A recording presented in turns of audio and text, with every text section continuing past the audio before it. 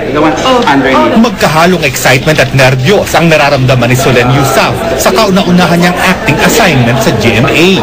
Noong isang araw, dumalo na siya sa story conference para sa Captain Barbell, kung saan makakasama niya si Richard Gutierrez. Gagampanan niya ang role ng isang reporter na galing sa ibang bansa. I don't know yet what to expect, but I know it's gonna be long hours, but I'm ready for that. I'll just bring my paint and then I'll paint while waiting. Pagpipinta ang isa sa mga hobby ni Solen at may mga kaibigan nga raw siyang artista na gagawa niya ng portrait. I'm doing Isa Calzado, Noy Noy, Manny Pacquiao, Heart Evangelista. I have 20. Gagawan din daw ni Solen ng portrait si Richard. He's gonna receive that next year. So the one of Chard and Raymond, they're facing each other. But you can put the paintings together or you can separate them.